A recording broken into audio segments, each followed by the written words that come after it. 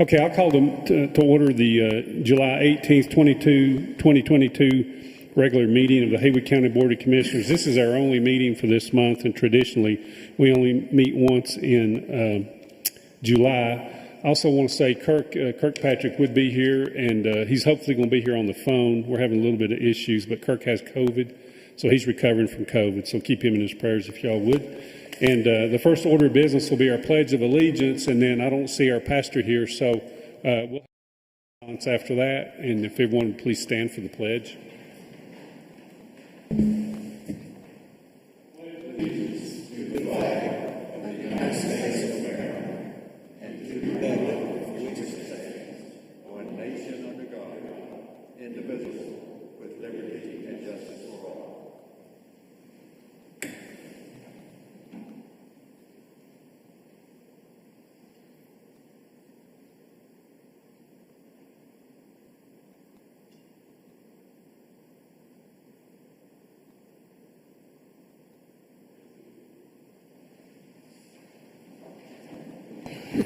Our next order of business is public hearings, but we do not have any tonight. And then after that is our public comment session.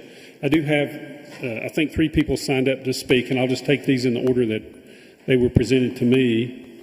And the first person to speak would be Vicki Rogers. Hey, welcome, Vicki. We'll get you up here first. Yeah, that's okay.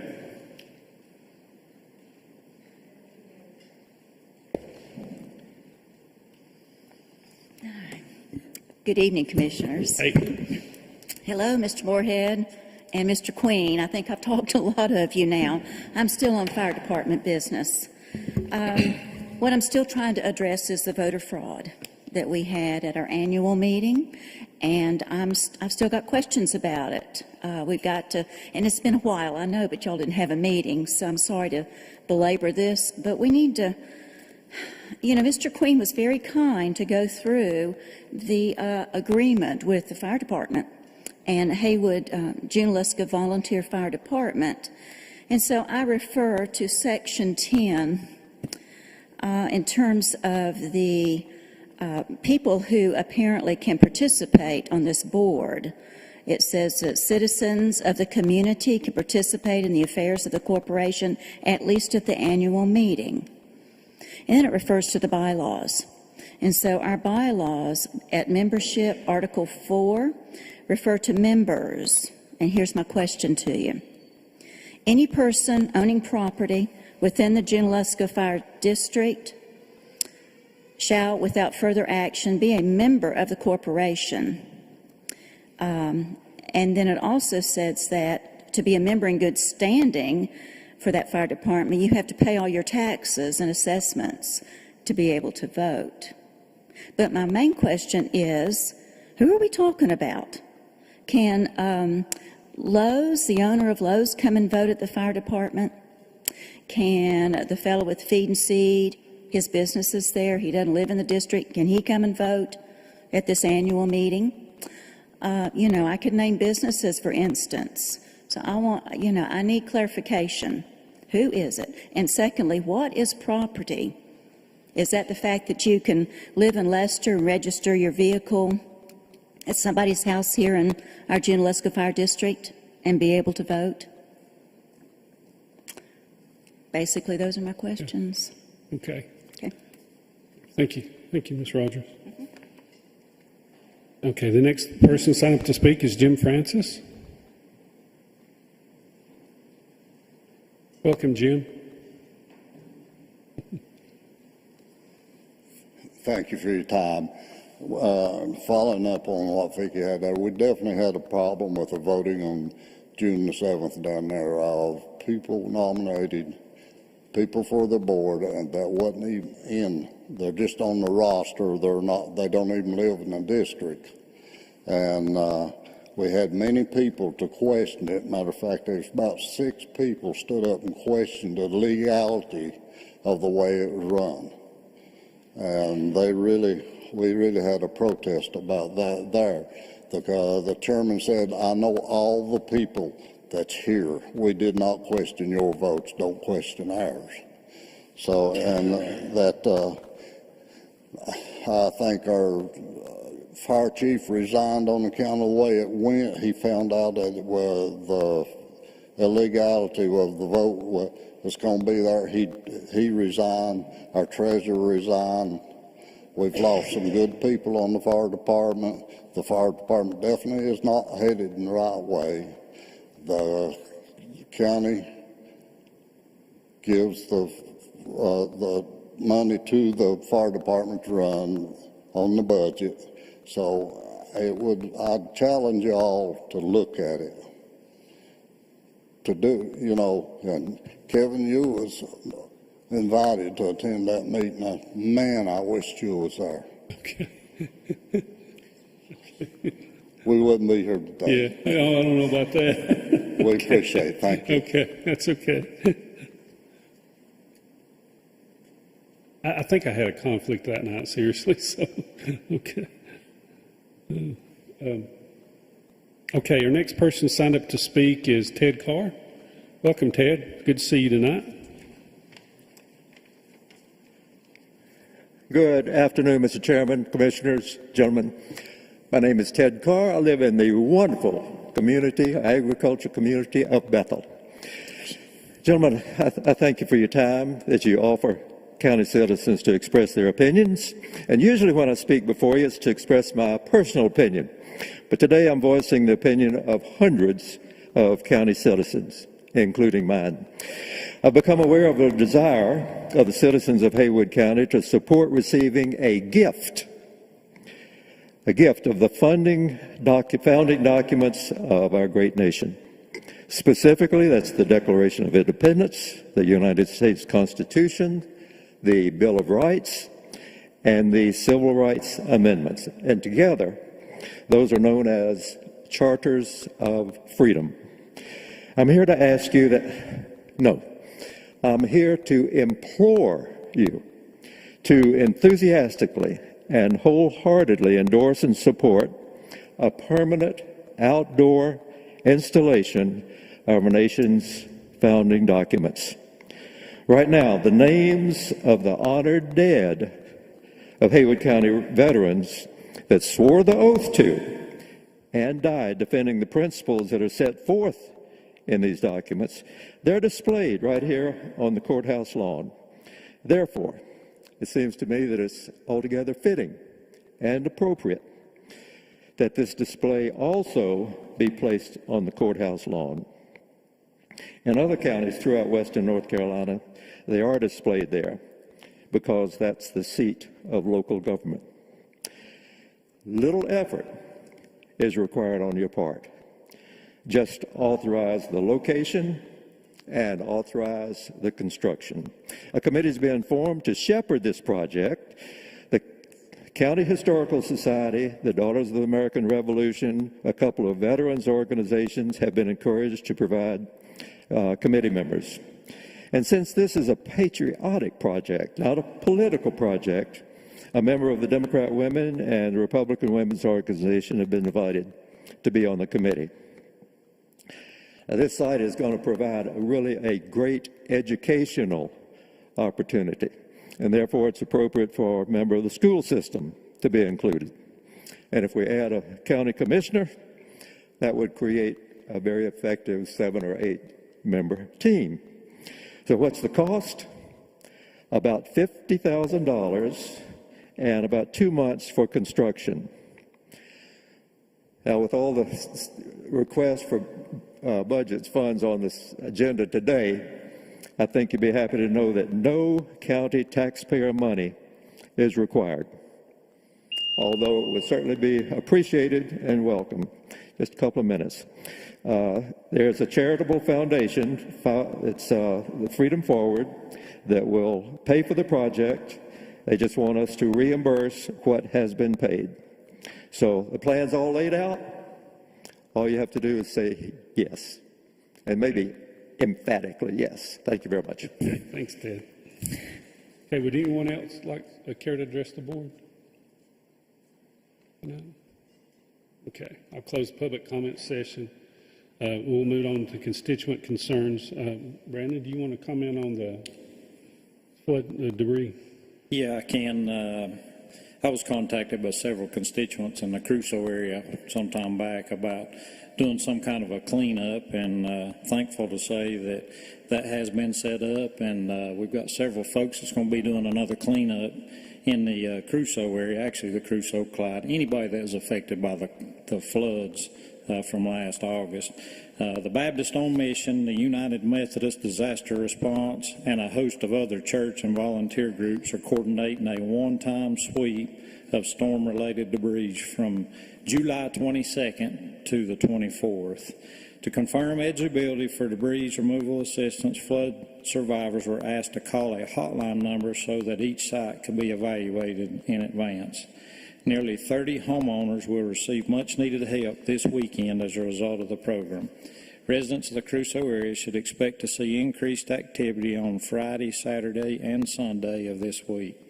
Please be mindful of volunteers working in the area and the potential for increased traffic with debris removal vehicles. So I think this will be a great thing. We got several volunteers that's going to be in the area picking up debris.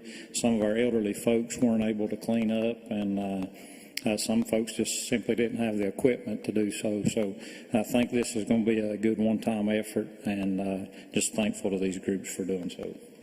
Okay, great. Okay. And then as far as the fire departments, Frank, who can vote? The questions that they had, have you talked to them about that Vicky and Jim had? It's a matter of nonprofit corporation law. It's not an issue that the county is involved in. The county has a contract with the VFD, with the Volunteer Fire Department, for it to provide fire protection and first responder service and emergency services in the service district, it's called. But the county's involvement with the management of the Volunteer Fire Department is entirely just a matter of seeing that they comply with the two sentences that are in our agreement with them, and that requires that the Volunteer Fire Department give notice of its annual meeting, which they did, and they do that by publishing it in the newspaper. It's a little 2-inch notice that has to be published in the paper. And the second is that they provide an opportunity for the people in the community to participate in the operation of the nonprofit corporation. It doesn't say anything more about that. It doesn't give us any guidance at all about beyond what the contract itself says. It doesn't give us any guidance at all about how they operate the Volunteer Fire Department. That's up to the Volunteer Fire Department, its board of directors, and the people who come and participate in the process. So we've given them they have a set of bylaws, and they have to comply with those bylaws. If there's a dispute about whether they've complied with their bylaws, if there's a dispute among the members about like what property means, or whether the appropriate people voted or couldn't vote or didn't vote, or all of that is a matter of the internal government of that Volunteer Fire Department Incorporated, a nonprofit corporation. It really there's no place for us to have a say about that. I have my own opinions about it. For example, I wrote their bylaws 15 or 20 years ago. I don't know, whoever was the chair at the time, I think it was Bill Nolan, got me involved, and I wrote the first set of bylaws for them. But they're generic. They're the same kinds of bylaws used for any nonprofit corporation. It has a couple of paragraphs about how you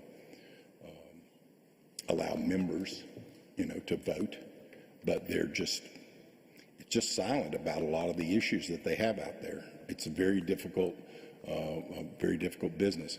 From the county's point of view, as long as they respond to dispatched calls, as long as they carry out their contract with the county to provide services to the folks in that service district, they're complying with the terms of our agreement with them.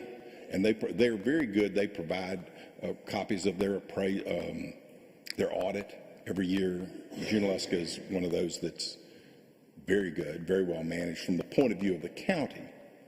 It's internal to them and their nonprofit corporation that's got to be dealt with these other issues. And so they've gotten that in. They've gotten my opinions about this stuff, but my opinions are just the opinions of another lawyer looking at this. From the point of view of the county, they're complying with their contract. You got anything, Brian, on that? Do they have any recourse as far as? Not really. Yes, they can. The Volunteer Fire Department, Inc. and its management and its directors could engage a lawyer to advise them about the validity of their elections and their election process, the applicability of their bylaws and whether they're being complied with. Those are things that, yes, they could, among themselves and between themselves, they could seek more information about. Okay, and then as far as we're looking, I've talked to all the members about the Charters of Freeman markers, and we're all in favor of that. We're just trying to decide on a location. So we'll be hopefully be getting up with you. To me, I take this very seriously because this is something that's going to be here for hundreds of years, hopefully. So, hundreds more years, if you will. So we want to make sure we get the location right. And I will say, Ted, the courthouse lawn has historically and traditionally been for veterans monuments, and but we'll try to find something, to a location. I've got a couple of ideas. So, but we're working on that. I know Bryant's has had to take some time off because of family issues, and we've not been able to work on it like we thought we could. So, but it is, we are working on it. So, and I always say that the government that moves slowest does best, because if we get too fast, we'll probably regret it. So we are looking into it. And then, Tommy, you got anything under constituent concerns? Yeah, I will say I'm definitely for the Charters of Freedom, and very seldom do you ever have a speaker come up here in front of the commissioners that's as patriotic as Mr. Carr was today. So I like that shirt. So also, I keep getting questions about flood relief, and I know the legislature passed some funding. I noticed this probably will be spread out over Buncombe County. I noticed they claimed about $3 million the other day. But do you have any insight on who's going to qualify, or when that money is going to be available to people, or how they're going to apply? Because the word on the street is already out that they've appropriated some more funds for flood relief. There were $5 million in the budget that Governor Cooper signed last week. That's going to be all for debris removal. So our idea was to work through the EWP program, the Emergency Watershed Protection Program. The funding that we secured from the federal government, we don't think is enough. So that $5 million that we got from the state will be a big help to clean the streams. I don't know how much restoration and mitigation we'll be able to do, but we should be able to pick up more debris than we had originally thought. Will that be publicized through the county when that gets fleshed out, as far as the details, as far as people maybe wanting to apply to get clean up a portion of their property, or how's that going to work? I don't think there will be any application process. We're going to use those funds to execute the contracts to get the streams cleaned up. So there won't be an opportunity for individuals to apply. We'll use those funds to contract with folks interested in the work to get the streams cleaned up.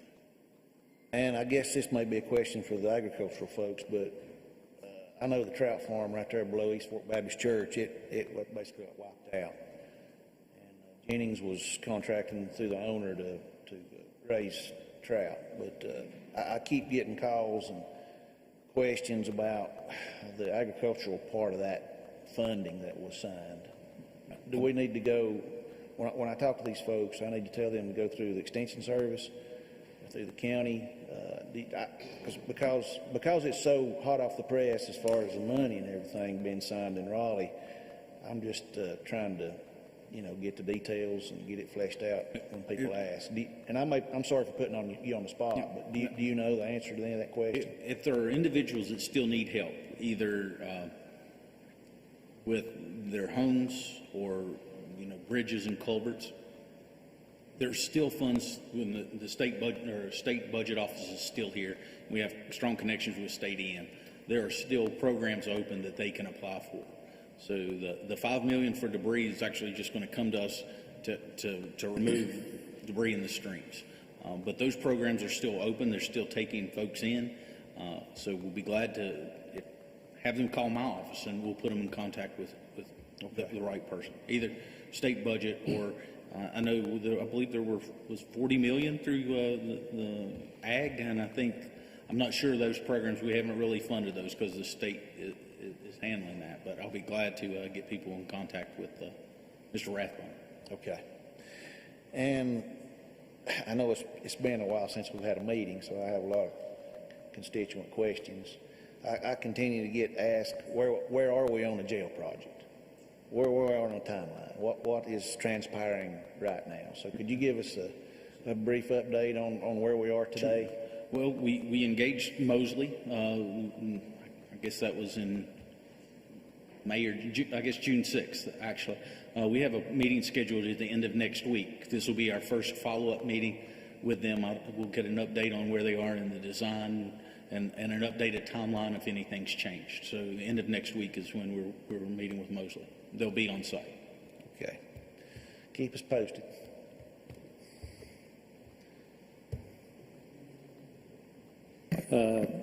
I've got with Mr. Moorhead on most of my constituent concerns. I think I call him about every hour, I believe now, so got them all addressed. But I am also in favor of the Charters of Freedom. I appreciate all y'all coming today in support of that. Actually got a call from Mrs. Ekus to ask if I would sit on the steering committee, and I agreed to do that, so happy to say that. And I guess other than that, that's all I've got. Sorry, Jennifer, I should have gone to you first. I'm sorry. That's okay. The order doesn't matter. It has been a busy week here in River City. I have had several concerns about a couple of things that are on the agenda, some abandoned vehicles, and I think most all of that has been addressed. I do serve on another board related to some things that Commissioner Long is talking about, and that is the Haywood County Soil and Water Board. And I know the folks with EWP are working very hard, and one of the things that they've worked hard to do is make sure that the information is out there about funding that is available, referencing back to that meeting we had out at the church there that's on 110. And so I know that it's a hard time. I don't know those folks up there like you guys do, but I like to see that this cleanup is coming. And sometimes people will call me that are from other places in the county, and they say they've been up there and they're shocked at how it still appears. So I'm glad that things are moving along. It's tough. And back to the Charters of Freedom, it's I've been involved in this, I think, probably since Paula got started with it, and I appreciate you have. I think maybe they talked to us once before, but I appreciate your, I guess tenacity is the right word for staying after it. So it's good to see it maybe going to come to fruition pretty soon. So we'll get a nice spot picked out, and it'll be a good thing for our community. Thank you. Okay, anybody else? No, Kirk was supposed to be on, but they're having trouble with the phone, so. Okay, we'll move on to agency reports and presentations, but we do not have any tonight. And next is adjustment or discussion to the agenda, and I do not have anything. Does any of the other commissioners have anything? Okay, we'll move on to consent agenda. Does any of the commissioners have any questions on the consent agenda as presented?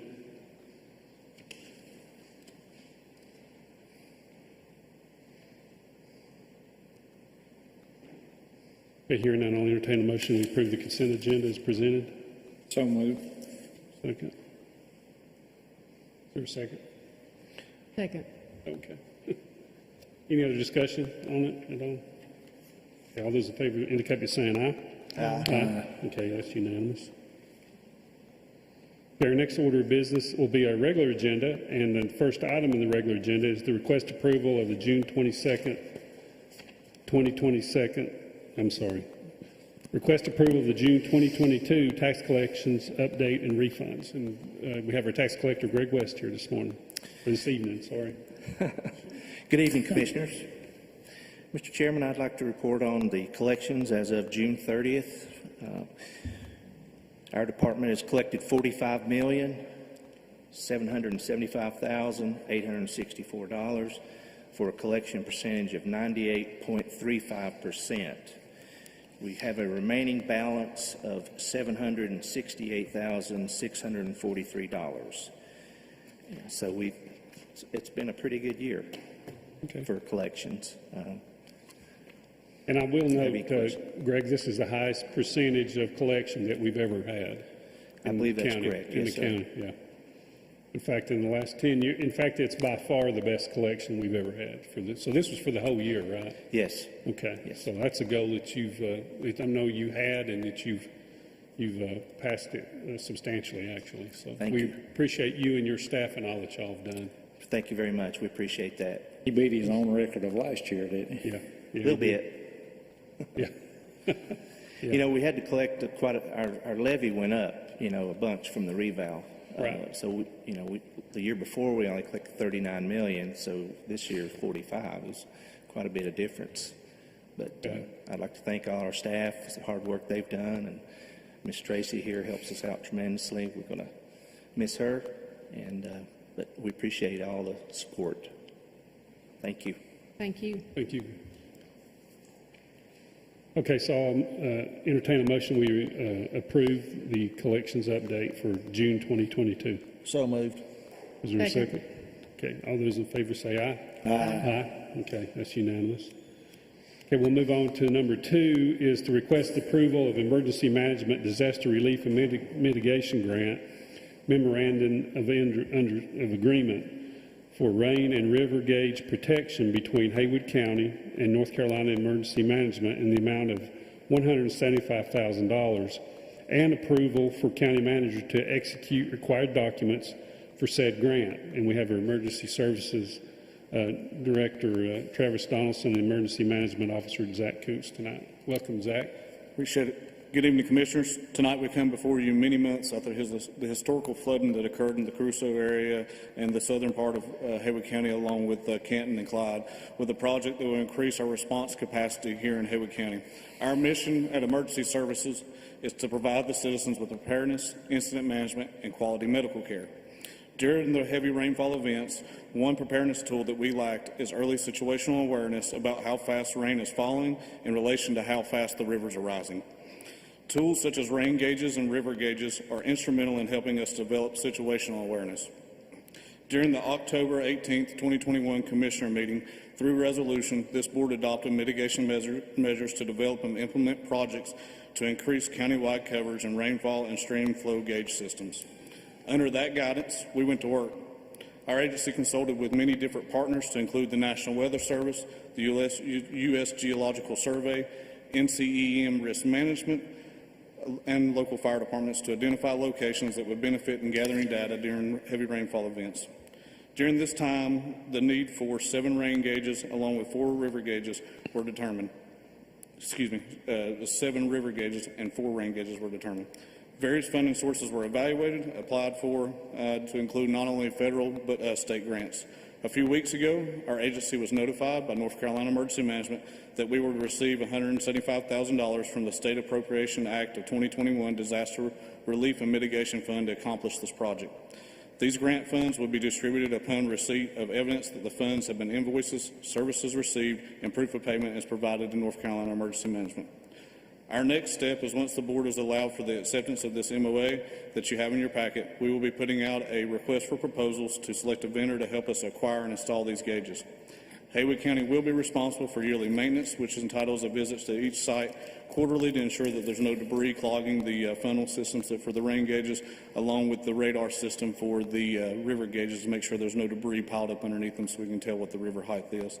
And that we have to ensure also that trimming has occurred around these sites so that we got adequate sunlight coming in for the solar panels to keep the batteries charged with the systems too.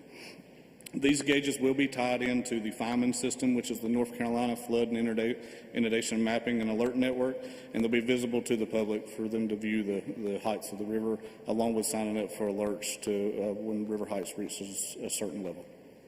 Okay, great. You have anything, Travis? Okay. Anybody have any questions? I've got some comments. Oh, you have something? Yeah, go ahead.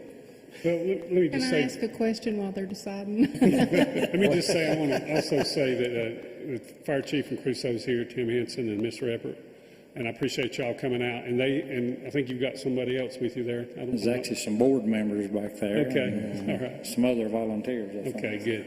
And they passed a resolution at their board meet. Their board passed the Crusoe Fire Department board passed a resolution in support of these two items. So this item and the next item. But we appreciate y'all coming out and your support for this. I was just going to ask, where's the physical location? I'm pretty familiar. I know that the East Fork gauge over on, Dix Creek, Monday Field.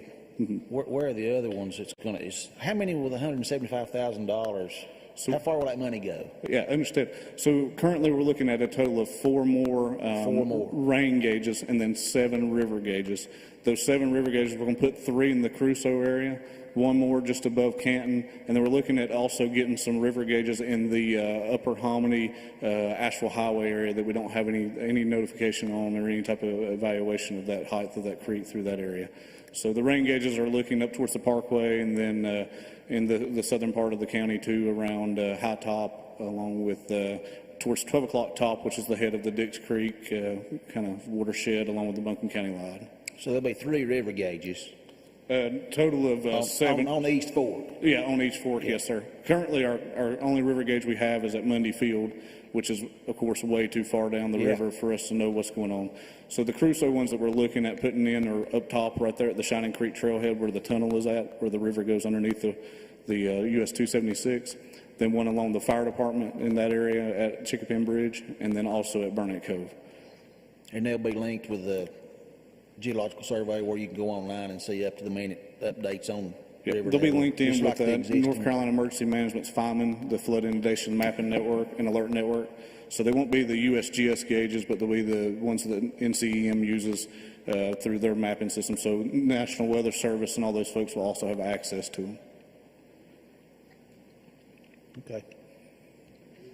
Close enough. Yeah. I think that's a good project. That gives you a heads up. You know what's coming. Go up the river and you see a big wall of water coming. You can kind of put a timeline on it when it's going to be coming down and affecting people. So, yes, sir. We're very, very excited to have this project online and to have this type of situational awareness to be able to provide it to us to help make decisions when it comes to emergency response in the county.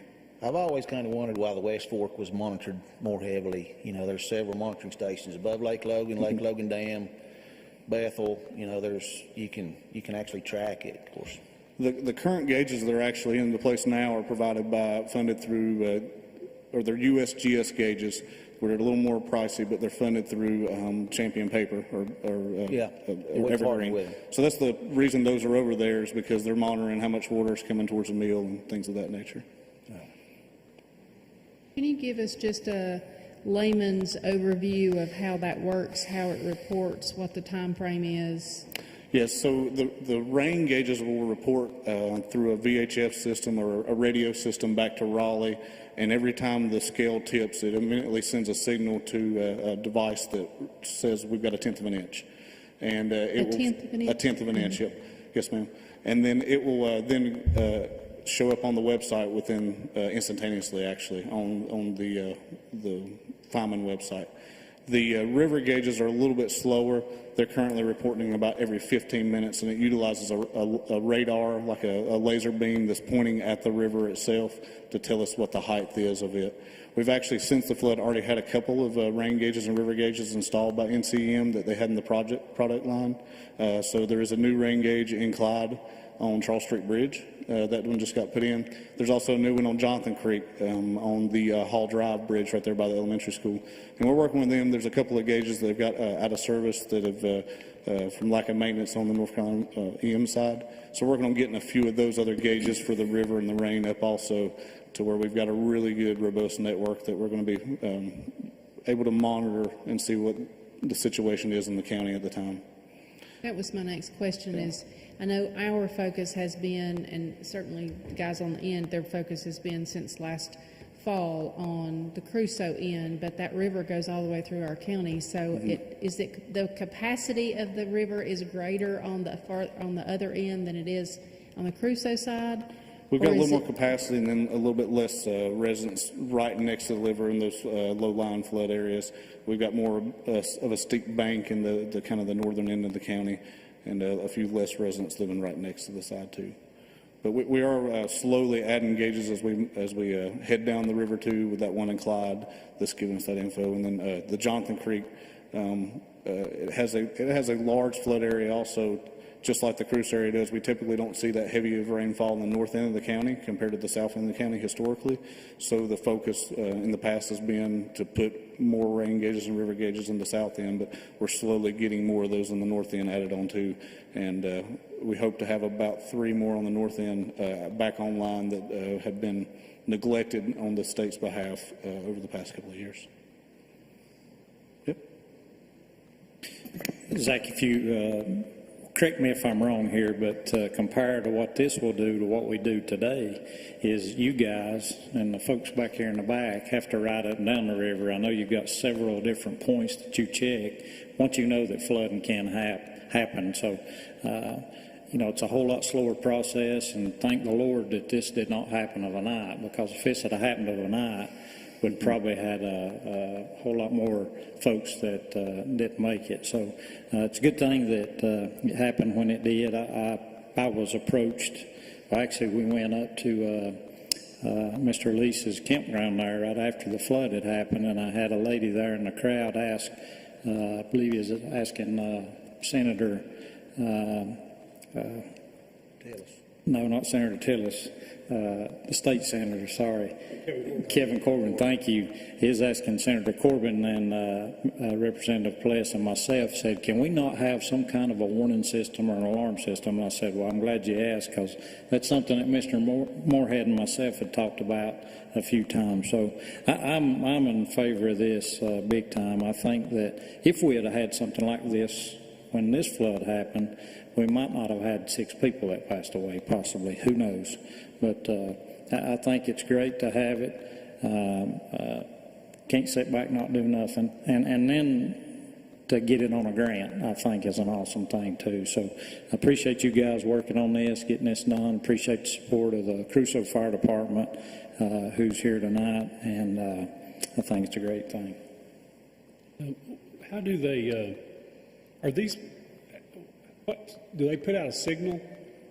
They do. So the rain gauges put out a VHF radio signal that will report back through radio repeaters, and then the river gauges use a laser to read the river height, and then it communicates via like a satellite signal. So if the power goes off, what happens? These are all going to be battery powered with a solar panel charger, is what these are. Okay, so you keep check. Is that going to be part of what we do? Keep it checked? Yes, sir. And then we also we'll have the capacity to be able to actually remotely monitor what the battery levels are and stuff like that. And we just have to keep an eye on, are the batteries starting to get weak in it? It's something we need to swap out and change. And then so it's a VHF. Does the mountains affect that? There's actually multiple repeaters that get the signal out, so they actually work very reliably in this area. Okay.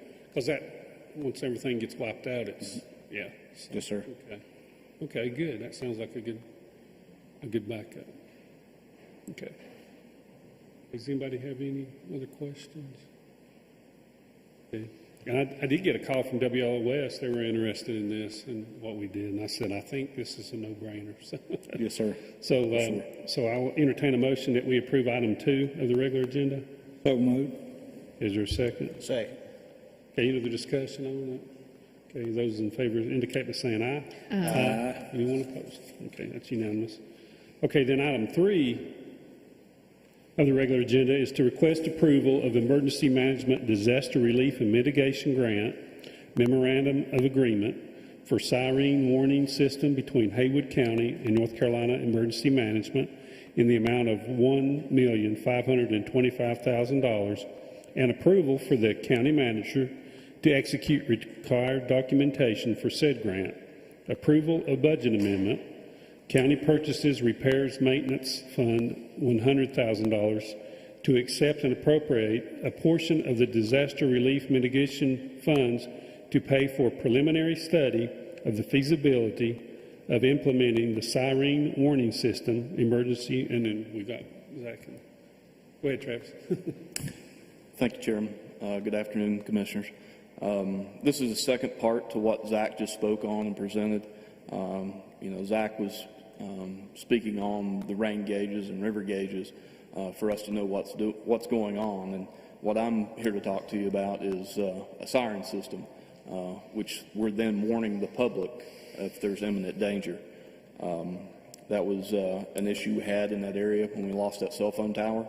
The Crusoe area lost communication, and at that point we lost our ability to warn folks that danger was coming and that they needed to take action. So this grant we applied for, same as the rain gauges. This one's going to be used for a siren system, similar to what folks in tornado areas have for tornadoes, except this is mainly going to be for river flooding and flash flooding.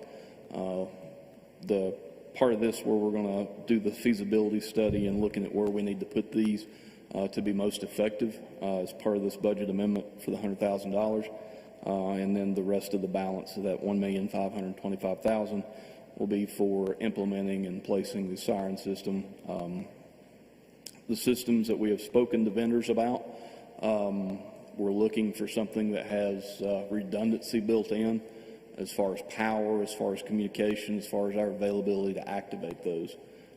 So that's something that we're incorporating in as part of this project because, again, if we're trying to activate it off of a cell phone tower that we lose in Crusoe, it's going to do us no good. So we need quite a bit of redundancy to make sure that we're able to warn the citizen when they need to get out of the way. And again, this pairs back to our river and rain gauges. We can't help anybody if we can't actually warn them that they need to take cover and take care of their own. Will there be so will it go off every now and then to where people know what it sounds like or what to be looking for? Is there any? Obviously, we're going to do a lot of outreach and a lot of public education. Folks that live in the Clyde area are familiar with the one in Clyde that they activate there at the fire department. So obviously, we'll have to do some test runs and get on the public information side and make sure that everybody understands what it means when it goes off and what they need to do when it's going off. And does it sound kind of like an air raid in World War II does or something like that? There's actually, speaking to a couple of vendors, there's several different options. You can actually even do a message, even a voice broadcast on them, but obviously sirens and something that's going to penetrate deep and spread out in the mountain valleys is going to be the best fit. Anybody have any questions about that?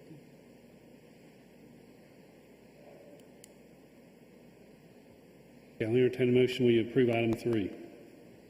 So moved. Is there a second? Second. Any discussion? Any other discussion? Okay, all those in favor say aye. Aye. Anyone opposed? Okay, that's unanimous. Okay, thank you. Appreciate it, and I appreciate y'all getting the grant. Who was responsible for the grant, Bryant? Who wrote the grant, or who? Cody? I believe it was a joint effort between Zach, Cody Grasty, and Travis. Okay, thanks, Cody. Cody Grasty's here too. Appreciate it, Cody. Okay, item 4 is to request approval of a resolution authorizing the conveyance of obsolete ballistic body armor to Samaritan's purse to be distributed to the benefit of the people of Ukraine. We have our Chief Deputy, Jeff Haynes, to talk about that. Hey, Jeff, how are you? Good afternoon, Commissioners. What I bring before you today is a resolution, just as you had described, authorizing the conveyance of obsolete property to the Ukraine. Basically what has happened, there was an all-call put out by the North Carolina Sheriff's Association to locate any outdated, expired body armor that was being unused, to be able to donate back through Samaritan's purse, to be relayed and conveyed back over to the country of Ukraine, who are obviously engaged in a battle with Russia currently. So the resolution that we're asking for passage this evening says, whereas the Sheriff of Haywood County, along with other sheriffs in the state of North Carolina, support a humanitarian effort to collect and distribute obsolete ballistic body armor that is no longer being utilized to benefit the people of war-ravaged Ukraine. And whereas the Haywood County Sheriff's Office has 8 units of obsolete ballistic body armor that could be of benefit to the Ukrainian people. These units are no longer usable in the United States due to expiration dates. These body armor units are being donated as is with no guarantee of condition. And whereas under North Carolina General Statute 160A-280, obsolete property may be conveyed without monetary consideration to a nonprofit after due notice. And whereas the Haywood County Board of Commissioners join in supporting this humanitarian effort by donating the obsolete ballistic body armor to Samaritan's Purse International Relief, also known as Samaritan's Purse, a North Carolina charitable nonprofit corporation, for distribution to aid the Ukrainian citizens fighting for their freedom against the invading Russian forces. So now therefore be it resolved by the Haywood County Board of Commissioners that the donation of obsolete ballistic body armor be conveyed to Samaritan's Purse for distribution to the people of Ukraine involved in fighting the Russian forces, the 18th day of July, 2022. Okay, and I'd asked Jeff when we were going over this in the agenda setting meeting if evidently body armor has a expiration date, so. It does. From a manufacturer's standpoint, it was at 1.5 years. They've extended it to 10 years now. Kevlar, which is the component with ballistic body armor that's made, I would feel more than comfortable wearing that many, many years after the expiration, but there is a manufacturer's date that we have to rotate those out due to liability purposes and so forth. But I would feel that it's still more than adequate to support this cause. I would say they would get a lot more use too, where they're going. Unfortunately, yes, sir. Yeah, unfortunately, yeah. Jeff, do you have any idea about how many sets have been sent and how long it will take once it leaves our department to get to the Ukraine? I don't, and I was actually on the phone this last week with Samaritan's Purse. I do know that it will be they'll be distributed out, or they'll be brought together at the end of this month at their headquarters in the Blowing Rock Boone area. When they send those out, I'm not exactly sure. I know this is a cooperative effort with all the North Carolina sheriffs, and I would assume that they're doing that with other states as well too. But I'm not sure at this point. But I do know that the collection point's there, and I do know that they ask that we have them there on site by the end of this month. So I would hope it would be done fairly quickly. Anybody have any other questions? How many do we have, Chief? Do you know roughly? Units that will be able to donate? Yeah, Right now we have 8. 8, okay. Mm-hmm. And then what do you usually do with them? Just destroy them? There's no way, well, there is a way to destroy them. Typically, we utilize them and hold them for training purposes and so forth, because you're not talking about your regular, normal concealable vests that we wear, ballistic armor. You're talking about heavy body armor, which would be exactly what most militaries around the world would utilize as well too. So we utilize that for training purposes, for the weight, and it's certainly something to get used to if you're not used to it. So. And that's really about the only purpose. This would be a much better served use for this body armor, without question.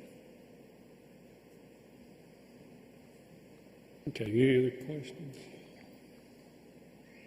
Okay, I'll entertain a motion. We approve item 4 of the regular agenda. So moved. Is there a second? Second. Okay, any other discussion? All those in favor say aye. Aye. Okay, anyone opposed? It's unanimous. Thank you, Chief. Thank you. Okay, number 5 under the regular agenda is to request approval of resolution approving the offer to purchase from Quiet Creek Properties LLC for property located at 1585 Jonathan Creek Road in Waynesville in the amount of $1.8 million and approval to execute special warranty deed at the time of closing. We have our Community and Economic Development Director, David Francis, here to talk about that. Hey, Dave. Good evening, Commissioners. Hope everybody's doing well, except for Mr. Kirkpatrick, of course. Hope he's doing even better. So, again, before you is the sale of the 22 acres at Jonathan Creek. Back in June, I brought before you the offer to purchase. That offer was made under North Carolina General Statutes 160A-269 negotiated offer. It was a two-part. You have to advertise it for upset bids. We advertised it on June 8th. There was no upset bids. The second part is for this resolution to be able to sell the property. If you remember, the property is being sold for about 70 homes. 44 homes are going to be under $275,000, which will help considerably since most of the national average is around 460,000 now. Our average is 387,000 here at the end of the fourth quarter, which is actually probably went up a little bit in the first quarter.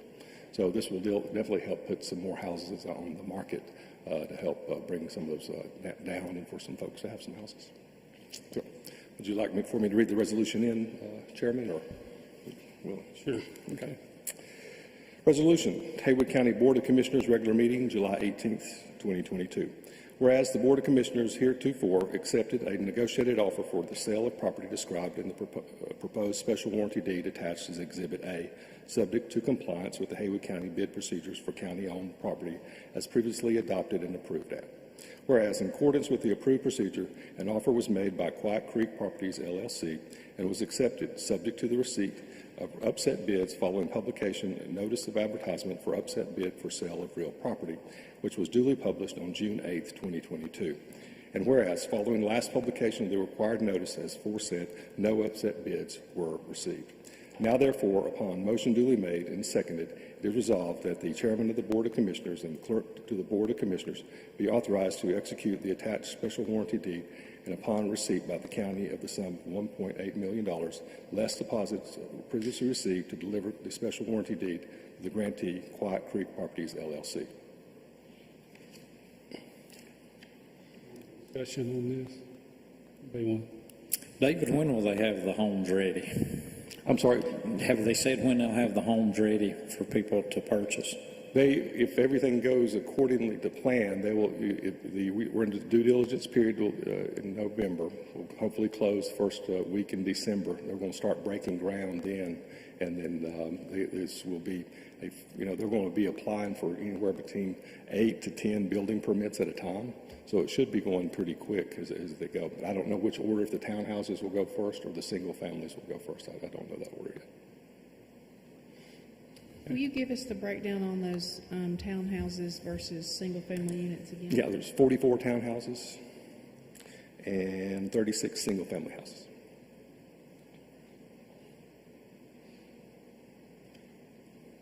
And what number was under 275? The townhouses, the 44 townhouses.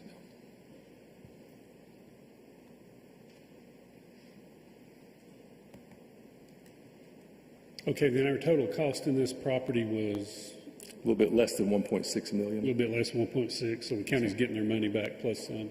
Yes. Okay. Okay, very good. Anything else? Yeah, I'll entertain a motion to approve item 5.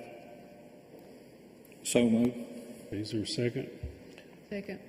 Any discussion, any other discussion? Did you have something, Brian? Okay. Okay, any other discussion? All those in favor say aye. Aye. Okay, anyone opposed? Okay, that's unanimous. Thank you, Dave. Thank you. Okay, item number 6 of the regular agenda is to request approval of option 1 and exhibit B of easement request from AT&T to place fiber optic cabinet on the Canton Library grounds, and approval for county manager to execute all documentation all easement documentation pending county attorney review. Assistant County Manager Chris Boyd is going to talk about that. Hey, Chris. Thank you, Chairman, Commissioners. AT&T has offered to purchase an easement from Haywood County at the Canton Library, as you said, for the placement of a fiber optic cabinet and an additional small area to get to the nearest power pole for the overhead drop of that line. We've given you a small diagram in your packet. They've asked first for us to sign an option, which allows them to execute a survey for exact easement dimensions. Assuming that you execute that and the survey is complete, the county manager would then sign the easement document. Okay. And this will improve the fiber optic, I think. In the vicinity of the Canton Library. They seem to be very aggressive to want this. They've called me beginning one time a week 6 weeks ago and now 3 times a week. So they seem to have some customers there. I think you want to deploy this very quickly. Yeah, okay. It certainly will help provide internet service to that area at a high speed. Yeah, well, that's good. A little piece at a time. So. A little piece at a time. I'm glad to hear they're reaching out to us for a change. Okay, is there any questions or comments on this? Okay, I'll entertain a motion to approve item 6 of the regular agenda. So moved. Is there a second? Second. Okay, any discussion? All in favor say aye. Aye. Okay, that's unanimous. Thank you, Chris. Thank you. Okay, item 7 is to request approval of a new finance position of grants manager, approval of a budget amendment, American Rescue Fund of $123,311 to accept and appropriate a portion of the second tranche of the American Rescue Plan federal funds to be used to hire a grant manager, approval of a budget amendment finance of $123,311 to appropriate ARPA funds for the creation of a grants manager position. And Christian, you're up. How are you doing? I'm good. How are you? Good. We're here to request the approval of position for grants manager and finance. We can use the administrative portion of the American Rescue Funds to cover the salary and benefits of that position. As we kind of get neck deep in all of the ARPA stuff, it's not just financial reporting, it's data and statistical collection, performance monitoring, compliance monitoring. It is a very extensive reporting position. In addition to the ARPA, there seem to be an avalanche of grants coming in, at least it feels that way to me. Okay. We have the, just for example, a few of them are, we have some DOT grants, the Lake Junaluska grant that just came in, the $5 million in debris cleanup, some grants for the fairgrounds, the mass transit and City of Asheville mountain projects project that's ongoing. Yeah, there's a lot. So this position can be funded through the ARPA funds up until probably 2026. And at that point, there is more than enough work to sustain a full-time position after that. Any questions for these grants? You know, they come with compliance, and we got to make sure we follow that way. I know there was some discussion. Was this going to be a temporary / permanent position when this American Rescue Funds or whenever? We think we could sustain there's so many grants. We think we could sustain the position after the ARPA funds run out. The City of Asheville Mountain Projects Federal Transit Agreement also allows for some administrative fees to be used. We could take from there at that point.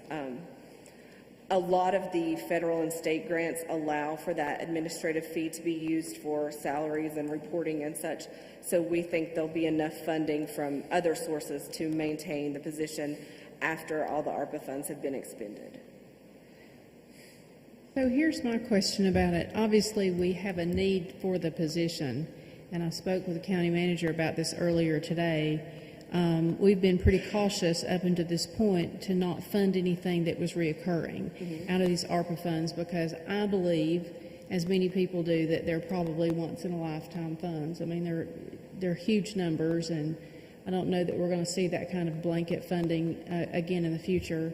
So a couple of things. Obviously, there is a need for the position, but if in 2 years, looking down the road, we fund this position at somewhere close to $100,000 a year, and we're taking money from other places that we're already allocating someplace else, it feels a little bit like we're robbing Peter to pay Paul. That makes me a little uncomfortable. It's two things. We probably need the position, but how do we fund it in the long term? That's what I was mentioning about the administrative fee. A lot of the federal and state grants say you get X number of dollars. 10% of that can be used to cover salaries of whoever's administrating the grant. So we could get funding from other sources at that point. So that would be funding we're currently not receiving. It depends on each grant, yeah. Okay. But a lot of the federal and state grants allow for that. Okay. I wouldn't necessarily want us to see, if we're already receiving the money, that we would be reallocating it, because that just perpetuates a problem someplace else. I think we need the position. I just want to make sure that we can fund it past the 2 years. Yeah, because, I mean, if we fall behind in compliance, then we end up having to pay these funds back. So that's something that's very important. I also asked about, just 18 days ago, we voted to not add any positions in the budget, so just curious. A lot of this came up. There was a Arpa class taught out at the Western Carolina office in Asheville by Kara Malanzi at the School of Government. I don't think a lot of people really understood the depth of the reporting until we got in that class, and that was on like the 20th or 21st of June. So we started asking questions, and I asked one question. It took her 2 hours to explain the process, and I almost felt like maybe I should have asked this, but it was very good information. So I think as we dig deeper, and we've only done one cycle of reporting, and it's only been financial reporting. So as we start spending the money and we really dig into the reporting seems to change on a quarterly basis, and as we get really deep into that, it becomes much more expansive than what we initially thought.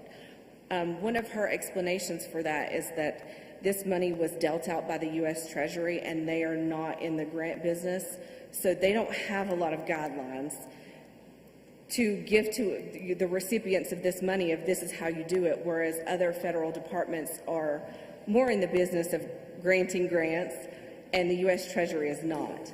So they're kind of just adjusting things as they go and as people ask questions and as issues come up. So it's an ever-evolving. Sure. Yeah. I'm sure there's a lot to, but congratulations on being the star student. Sounds like you were being the critical thinker there that got the 2-hour answer. Yeah. So, yeah.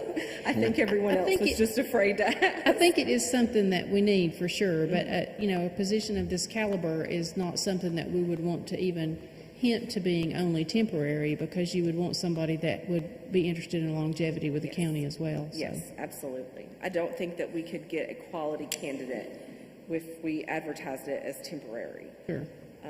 The federal purchasing guidelines are extensive, so we really need someone with experience, and I don't think we would get that if we advertise it as a temporary position.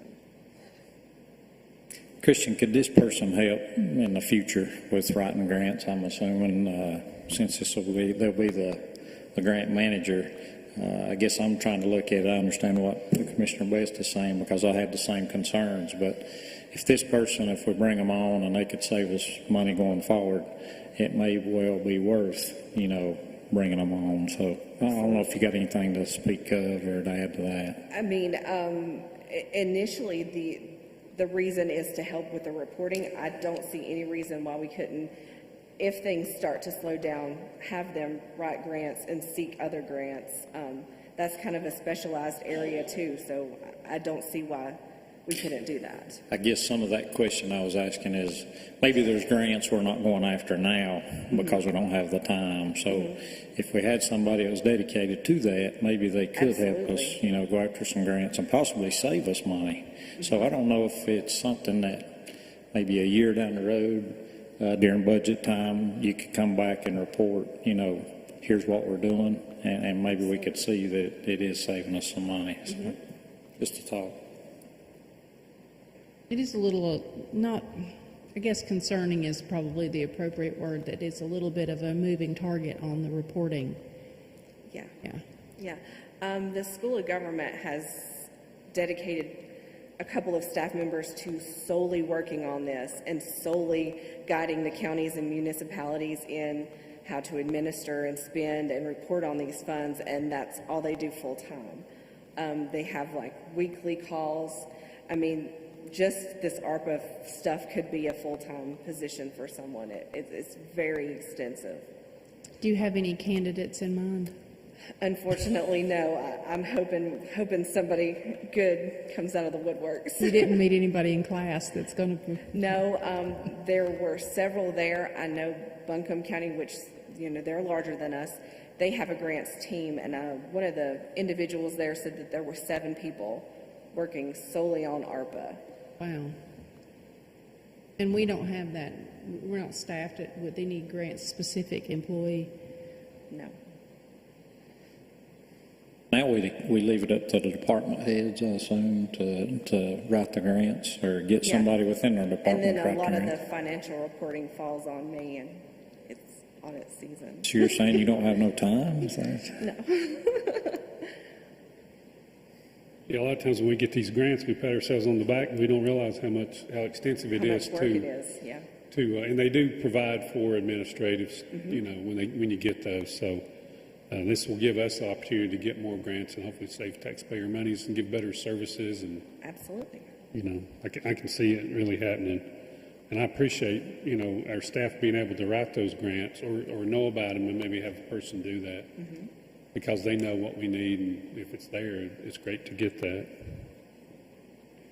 I think Commissioner Rogers is right. It definitely is something that we need, and maybe we just report back once we fill the position and then see it progress along. Yeah, absolutely. Okay, can I entertain a motion we approve item 7? So moved. Second. Okay, any other discussion?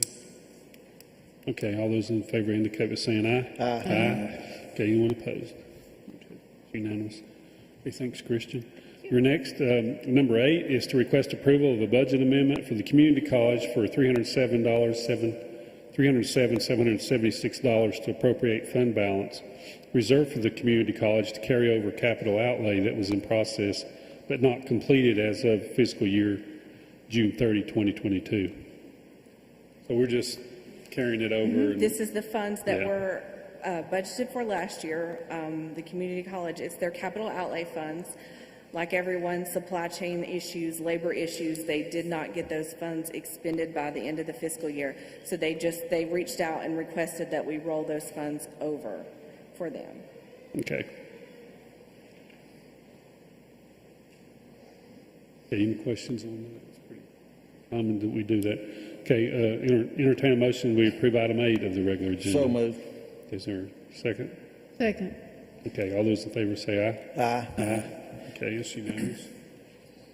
Okay, number 9, you're still up to bat, Christian, is to request approval of budget amendment for solid waste for $14,230 to appropriate solid waste fund balance to cover fiscal year 2022 engineering services required for the corrective action plan that were not completed by fiscal year end, and approval of budget amendment for solid waste landfill capital projects of $14,230 to accept and appropriate funds from solid waste fund for engineering services in fiscal year 2022 that were not completed by fiscal year 2022.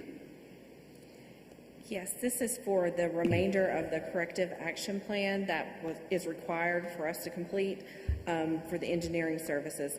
This was budgeted in 2022. Once again, it didn't get completed, so we're rolling it over, and this time we're moving it to a multi-year fund. In the event that it's not completed by this fiscal year end, it will just roll over on its own, and we won't have to come back and ask you for it again. Okay. And this is for Francis Farm? Yes. Okay. The Francis Farm, the old Francis Farm landfill. Yes. Is any questions on that? Okay, I'll entertain a motion we approve item 9. So moved. Is there a second? Second. Okay, any discussion? All those in favor say aye. Aye. Okay, that's unanimous. Thank you, Christian. Okay, then our next order of business is appointments, and Brian, I'll just turn it over to you for number one is to request approval for appointment of Philip Kreger to a 4-year term in the Health and Human Services Agency Board as a pharmacist member position. Thank you, Mr. Chairman. Just for some background, the Health and Human Services Board Nominations and Personnel Committee met on June 21st and interviewed Mr. Kreger. The committee recommended him to the full HHSA board at the June 21st meeting, asking that he be appointed to a 4-year term in the pharmacist role. He served as a pharmacist for over 41 years now that he's retired, and Haywood County is his home. He'd like to give back to his adopted community. Okay. I'll entertain a motion we approve item 1. So move. Is there a second? Second. Okay, all those in favor say aye. Aye. Okay. And I will say the pharmacist, these positions are specific, so it's hard to find. I appreciate him doing this for us. Number 2 is request approval of WP Skipper Russell to be appointed to a 3-year term serving as a farmer representative on the Haywood County Planning Board. Mr. Russell was originally appointed to fill a unexpired term of someone that had to resign, but he's performed well over the last 8 months, and the Planning Board has requested that he be reappointed to his own 3-year term beginning August 20th of this year. Okay, I'll ask for that motion. So move. Okay, is there a second? Second. Okay, all those in favor say aye. Aye. Okay, it's unanimous. Okay, number 3 is to request approval of a reappointment of Susan Trahan to the Library Board of Trustees. She currently serves as Vice Chair of the Library Board. Her term expires August 5th of this year. The Library Board is voted by email and are unanimous in asking for her reappointment to the Library Board. Okay. Okay, I'll entertain a motion that we approve item 3. So moved. Is there a second? Second. Okay, all those in favor say aye. Aye. Okay, that's unanimous. Okay, item number 4 is to request approval of reappointment of John Schmidt to the Clyde Zoning Board of Adjustment for a second 3-year term, serving as a extraterritorial jurisdiction or ETJ representative. Mr. Schmidt has served 1 term in good standing with the Clyde Zoning Board as the ETJ member. On June 30th of this year, the Zoning Board voted to recommend his reappointment and request that the Board of Commissioners approve the same. Okay. And I appreciate John. I know John, he's a contractor, so it's good that he's wanting us to do this. So I'll entertain a motion we approve item 4. So moved. Is there a second? Second. Okay. All those in favor say aye. Aye. Okay. And number 5 is the last appointment is to request approval of 1 appointment by vote, 1 position representing accommodations of 20 units or less to the Haywood County Tourism Development Authority Board. I guess we have go ahead. This seat is open because a representative of accommodations of 20 units or less stepped down and created the vacancy, so this is an unexpired term that will end December 31st of this year. And Commissioner Kirkpatrick participated in the interview process. Is not available or it's not present with us now, but he has texted his vote to me, and I'm going to mark his ballot on his behalf for this position. Okay.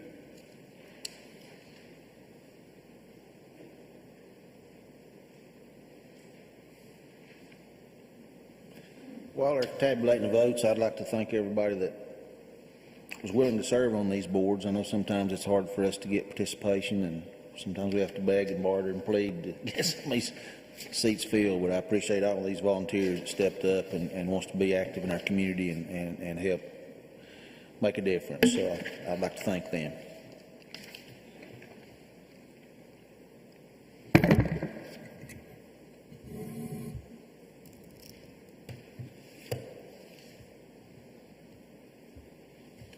you have appointed by vote Jeff Hillis to this position. Okay, thank you, Frank.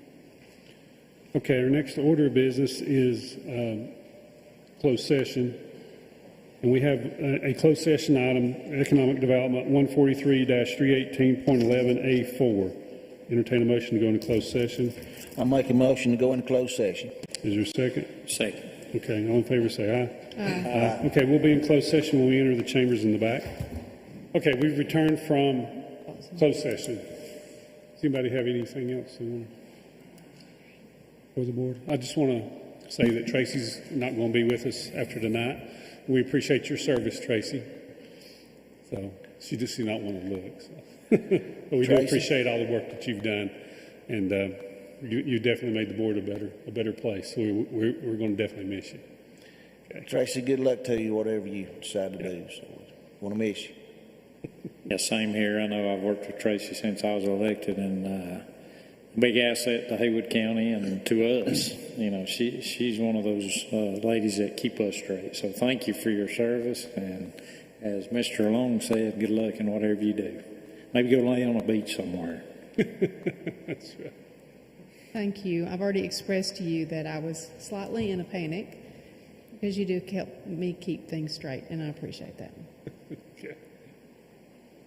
You may leave, but I may call you anyway. Yeah, we got your mobile. That's right. Unless you change it. Okay. Anything else? Okay, I'll entertain a motion. We adjourn. Motion to adjourn. Second. Okay, all in favor say aye. Aye. Okay, we're adjourned. Thank you.